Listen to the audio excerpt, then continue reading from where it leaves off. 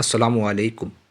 حضرت ابو درداء رضی اللہ تعالیٰ عنہ سے روایت ہے کہ حضرت بلال حبشی رضی اللہ تعالیٰ عنہ کو خواب میں نبی کریم صلی اللہ علیہ وآلہ وسلم کی زیارت ہوئی۔ حضور صلی اللہ علیہ وآلہ وسلم نے حضرت بلال حبشی رضی اللہ تعالیٰ عنہ سے فرمایا، اے بلال، یہ کیا بے وفائی ہے؟ کیا ابھی وہ وقت نہیں آیا کہ تم میری زیارت کے لیے مدینہ آؤ؟ حضرت بلال رضی اللہ تعالیٰ عنہ گھبراہٹ کے عالم میں نیند سے بیدار ہوئے، سواری پر سوار ہوئے، مدینہ منورہ پہنچی اور قبر رسول صلی اللہ علیہ وآلہ وسلم پر حاضری دی۔ وہاں روتے رہے، اپنے چہرے کو قبر مبارک پر ملتے رہے۔ اتنے میں حسن و حسین آ گئے۔ حضرت بلال حبشی رضی اللہ تعالیٰ عنہ نے دونوں کو گلے سے لگا لیا، پیار کیا۔ نواسوں نے فرمائش کی کہ رسول اللہ صلی اللہ علیہ وآلہ وسلم کے زمانے میں جو اذان دیا کرتے تھے، ہم وہی اذان سننا چاہتے ہیں۔ اوپر چڑھیے اور اذان دیجیے۔ حضرت بلال حبشی رضی اللہ تعالیٰ عنہ اس جگہ کھڑے ہو گئے جہاں نبی کریم صلی اللہ علیہ وآلہ وسلم کے زمانے میں کھڑے ہو کر اذان دیا کرتے تھے۔ اذان شروع کی، اللہ اکبر، اللہ اکبر کہا تو سارا مدینہ حرکت میں آ گیا۔ اشہد ان لا الہ الا اللہ کہا تو یہ حرکت شدید ہو گئی۔ اشہد ان محمد رسول اللہ کہا تو عورتیں بھی باہر نکل آئیں اور لوگ سوالیہ انداز میں کہنے لگے، کیا رسول اللہ صلی اللہ علیہ وآلہ وسلم دوبارہ مبعوث کر دیے گئے؟ حضرت ابو درداء رضی اللہ تعالیٰ عنہ فرماتے ہیں کہ رسول اللہ صلی اللہ علیہ وآلہ وسلم کی وصال کے بعد جتنا اس دن مدینہ کی عورتیں اور مرد روئے، اتنا رونا کسی اور دن نہیں دیکھا گیا۔ اس واقعے سے معلوم ہوا کہ حضرت بلال حبشی رضی اللہ تعالیٰ عنہ نے شام سے مدینہ منورہ کا سفر خواب میں حضور صلی اللہ علیہ وآلہ وسلم کے حکم پر کیا، اور خواب میں حضور صلی اللہ علیہ وآلہ وسلم کی زیارت بلا شبہ آپ صلی اللہ علیہ وآلہ وسلم ہی کی زیارت ہے۔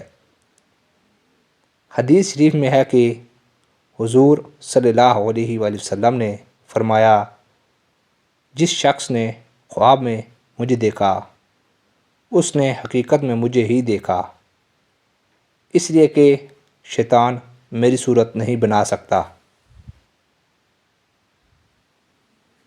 اللہ تعالیٰ نے قرآن مجید میں ارشاد فرمایا کہ اور اگر جس وقت اپنا نقصان کر بیٹھے تھے اس وقت آپ کی خدمت حاضر ہو جاتے، پھر اللہ تعالیٰ سے معافی چاہتے اور رسول بھی ان کے لیے اللہ تعالیٰ سے معافی چاہتے، تو ضرور اللہ تعالیٰ کو توبہ کا قبول کرنے والا، رحمت کرنے والا پاتے۔ یہ آیت وہ منافقوں کے بارے میں نازل ہوئی تھی کہ اگر منافقین حضور صلی اللہ علیہ وآلہ وسلم کی خدمت میں بغرض توبہ حاضر ہوں، اللہ سے معافی مانگیں اور حضور صلی اللہ علیہ وآلہ وسلم بھی ان کے لیے مغفرت کریں، تو اللہ تعالیٰ ان کو معاف کر دیں گے۔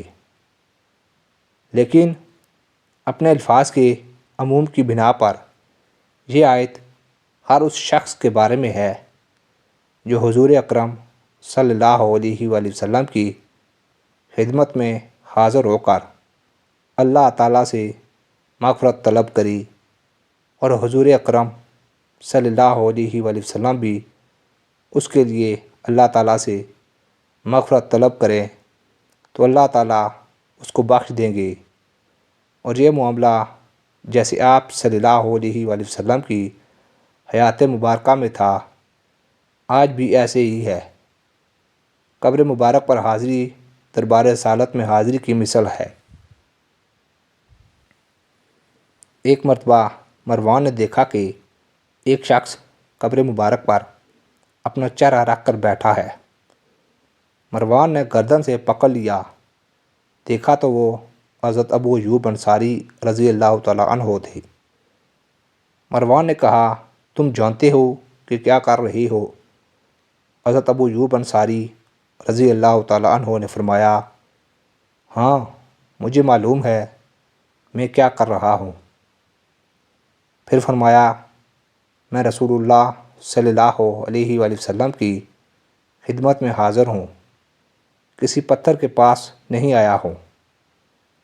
علامہ ابن قدامہ اور حضرت مفتی محمد شفیع صاحب نے لکھا ہے کہ آج بھی اگر کوئی شخص قبر مبارک پر حاضر ہو اور اللہ تعالیٰ سے مغفرت طلب کرے، رسول اللہ صلی اللہ علیہ وآلہ وسلم اس کے گناہوں کی بخشش کے لیے شفاعت فرمائیں گے اور اللہ تعالیٰ اس کے گناہ معاف فرما دیں گے انشاءاللہ۔